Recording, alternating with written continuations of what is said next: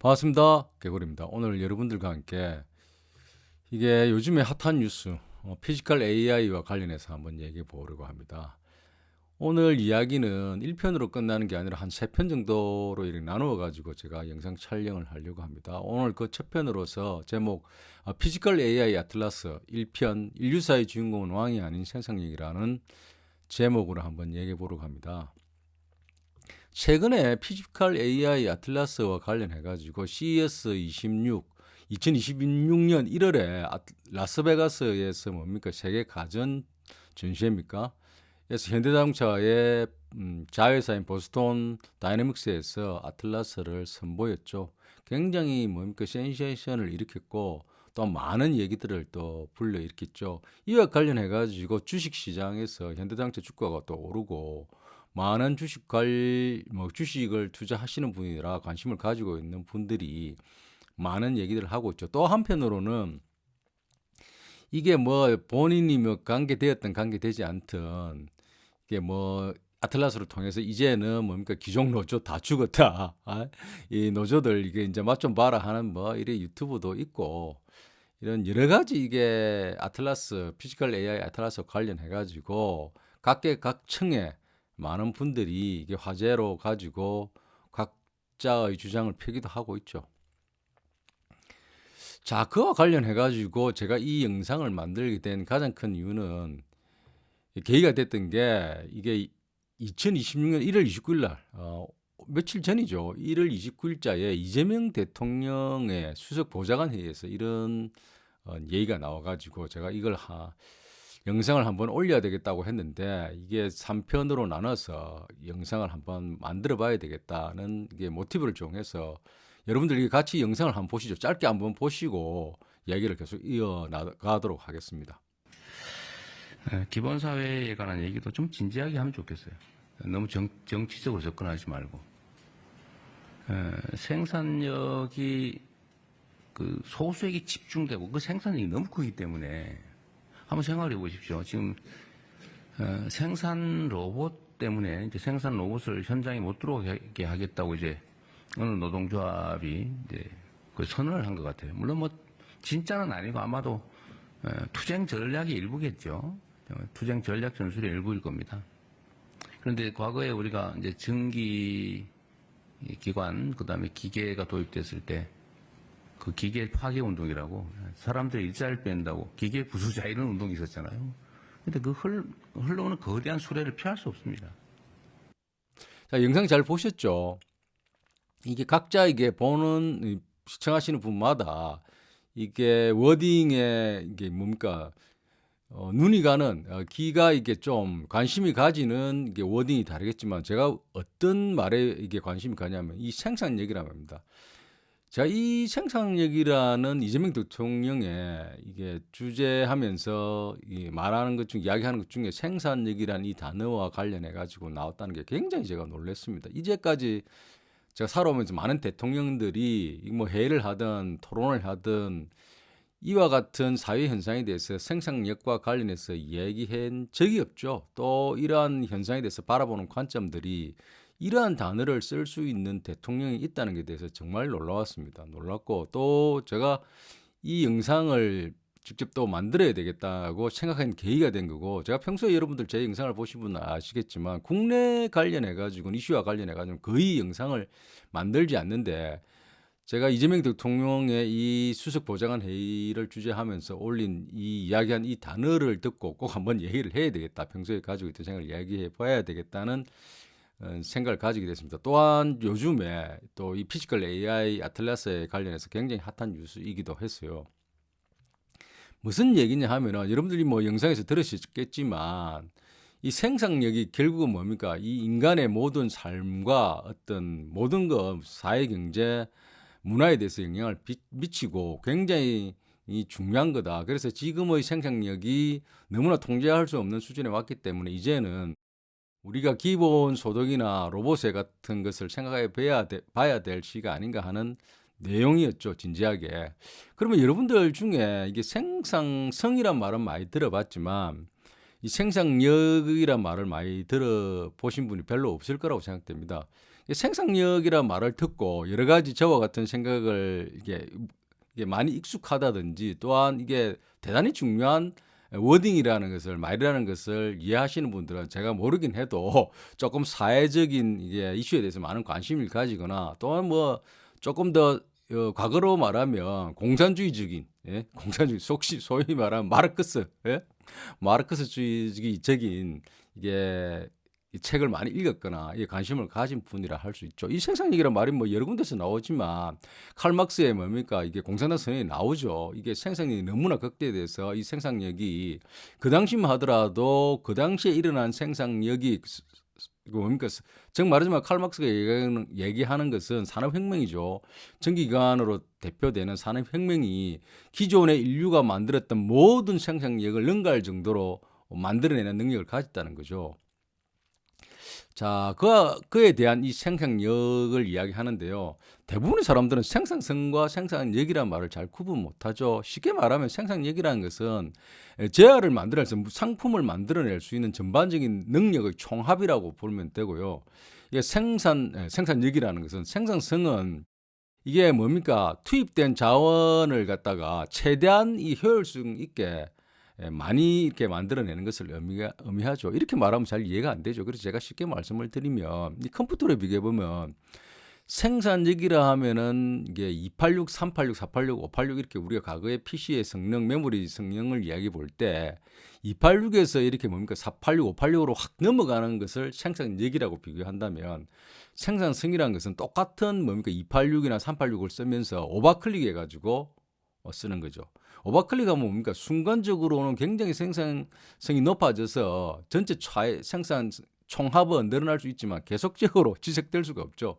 지속되기도 힘들고 반드시 뭡니까 인간이 오버클릭 해가지고 과로하면은 사망하죠. 사망과 같은 겁니다.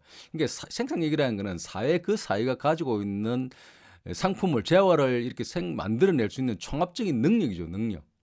그런데 생산성은 그러한 수단에 있는 게 가지고 뭡니까 이게 오버 해가지고 최대한 이게 상품을 만들어낼 수 있는 능력이죠. 어떻게 보면 좀 좁게 말하는 것일 수도 있고 생산력이라는 것은 그래서 그 사회적 이게 뭡니까 능력이죠. 사회적 능력. 지금의 생산력은 무한히 늘어나서 통제할 수 없는 수준에 이르렀다는 거죠.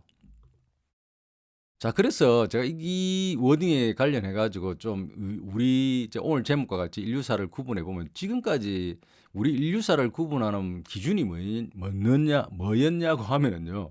이 정치적 지배 구조, 누가 권력을 쥐고 있느냐 따라서 왕, 귀족, 영주냐 혹은 시민이냐. 과거에는 뭡니까? 이게 왕이었다가 귀족이었다가 영주였다가 또 시민이었다가 이렇게 세대를 구분할 수도 있고 경제 및 생산 방식에 있어 또 나눌 수도 있죠. 노예제도 있고 봉건제도 있고 자본주의도 지금 현재 자본주의제도 있고 그다음에 정치적 지적 체계로 해가지고 또 세상을 바라보는 관점도 있었죠. 신화냐 종교냐 이성적이냐 과학이냐 지금 과학의 시대죠. 자 이렇게 보면은 이러한 뭡니까 시대를 구분하는 방법인 정치적인 구조나 지배 구조나 경제적 생산 방식이나 정신적 지적 세계를 기준으로 볼 때 우리가 과거에 우리 인류사를 고대, 중세, 근대, 현대로 많이 나누었죠. 이게 일반적으로 이게 또 맞다가 아니라 일반적으로 이렇게 나누어왔다는 거죠. 뒤에 보시면 이러한 뭡니까 이 시대를 나누는 중요한 뭡니까 시작점 전환 사건과 주요 특징과 종결 사건들이 있는데 이와 같은 것은 기존에 나누어 오던 방식이라는 거죠.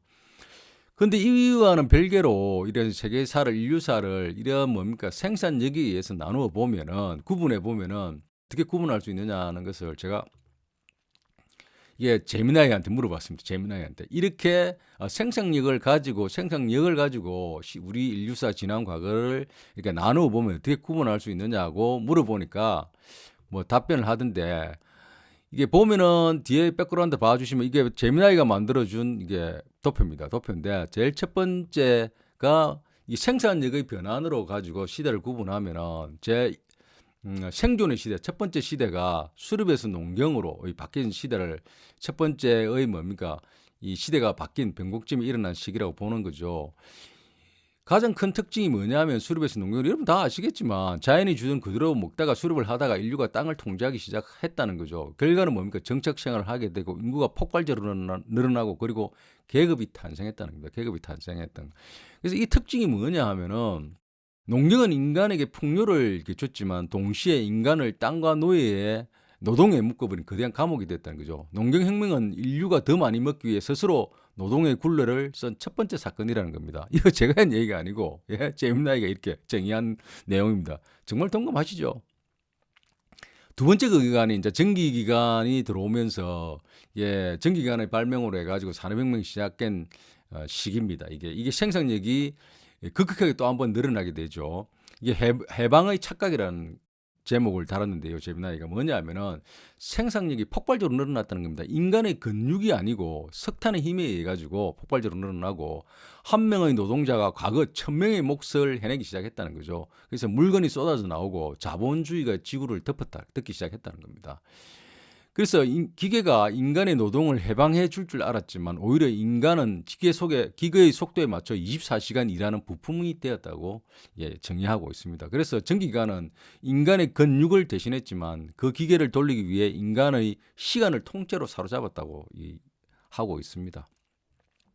그리고 세 번째 제미나이가 나눈 마지막 최종 단계인 피지컬 AI 노동의 완전한 독립이란 제목으로 어떻게 이렇게 정의를 했냐고 하면은 생산력의 완성.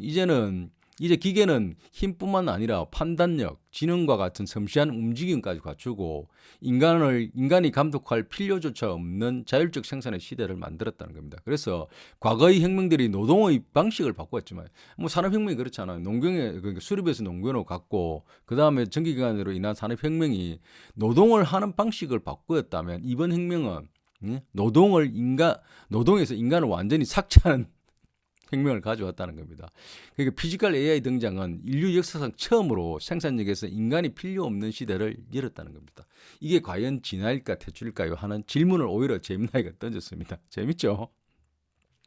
자, 이게 왜 중요하냐면 이게 생산력이 중요하냐면 생산력으로 기준으로 해가지고 우리 인류사를 한번 나눠봐야 되냐고 제가 생각했냐면요. 이 뒤에 백그라운드로 봐주시면 시대별 생산력의 비교를 한번 보시면 제가 아까 제미나이가 나눴던 그 단계별로 보시면 수렵에서 인간이 맨손과 돌로 가지고 그 음식을 먹을 것을 찾던 그 시대의 생산력 지수를 갖다가 일로 보면은 부양 가능한 인구가 전 세계 한 500만 명 정도로 추산합니다. 500만 명 정도. 근데 이 수렵 채집 시기에서 농경으로 넘으면 농경으로 넘으면서 혁명이 일어나자 핵심 생산 도구가 이제 뭐 전기에서 가축, 소말로 바뀌었던 거죠. 그러면서 생산력 지수가 생산을 할 수 있는 상품을 더 만들 수 있는 능력이 수렵 채집을 일로 봤을 때 7.5배로 늘었다는 겁니다. 그래서 부양 가능한 인구가 약 2억 명으로 늘었다는 겁니다. 2억 명. 그 다음에 전기기관으로 대표되는 산업혁명 시대에는 생산력 지수가 수렵 채집의 시대에 비해 가지고 한 60배 이상 증가했다는 겁니다. 60배 이상. 부양 가능한 인구가 한 80억 명. 대단하죠. 현재 거의 80억 넘죠. 지금 세계 인구가 산업혁명으로 인해 가지고 지금까지 이렇게 지속되어 오는 거죠. 우리가 과거에 한 20년 전에 뭐 컴퓨터 윈도우 그러니까 인터넷 혁명이 일어나고 정보의 혁명이 일어났다고 하지만 아직까지는 산업혁명 전기기관으로 이루어진 이 생산력의 혁명적인 혁신을 아직도 더 능가하게 뛰어넘지 못하고 있죠. 그런데 드디어 이제 피지컬 AI가 탄생함으로써 핵심 도구인 AGI하고 플러스 로봇과 지능을 갖춘 이 피지컬 AI가 등장함으로써 이제 생산력 지수는 무한대가 됐대요. 무한대. 24시간 쉬지 않고 24시간 그야말로 쉬지 않고 생산하는 생산력 지수가 수렵 체질을 일러 봤을 때 이제는 가늠조차 할 수 없는 무한대가 됐고 부양 가능한 인구는 알 수조차 없다고 정의하고 있다는 겁니다. 뒤에 한번 봐주시면 이 수치는 뭐입니까? 이게 제미나이가 알려준 숫자이기는 합니다만은 자료가 뭐냐 하면은 이게 근거가 이 수치는 역사학자 이언 모리스의 사회 발전 지수와 경제사 자료를 찾아 참고하여 재구성한 지표라고 합니다. 참고로 이언 모리스는 스탠퍼드 대학교의 역사 고고학 고전학 석자 교수로 왜 서양이 지배하는가의 저자로 유명한 영국의 역사학자라고 합니다. 이 역사학자의 저서에 이 역사학자가 만든 사회발전지수하고 경제사 자료를 참조해가지고 구성한 이게 시대별 생산력 비교라는 거죠. 그래서 이게 뭐 꼭 맞다 안 맞다 정확하다를 떠나서 이 정도로 우리가 이게 뭐 감을 잡을 수 있는 거죠. 피지컬 AI가 가져올 생산력 지수는 무한대라는 것을. 무한대. 자, 그래서 이 피지컬 AI가 불러온 뭡니까? 사건을 보고 그 인류사의 변곡점은 왕이나 뭡니까? 우리가 앞에서 제가 말씀드렸던 시대를 구분하는 기준이 정치적 지배 구조를 가지고 나눌 수도 있고, 그 다음에 경제 생산 방식이나 정치적 지적 세계를 가지고 나눌 수도 있습니다만은, 제가 이게 뭡니까? 나누고 싶은 것은 이 생산력을 가지고 우리 인류사를 한번 나누는 게 정확하지 않느냐. 그래서 오늘 1편으로서는 피지컬 AI 아틀라스와 관련해 가지고 인류사의 변곡점은 왕이 아니라 생산력이었다는 것을 말씀드리고, 다음 2편에서는 피지컬 AI 아틀라스 2편은 생산력의 마지막 혁명과 관련해서 여러분들과 함께 이야기 나눠보도록 하겠습니다.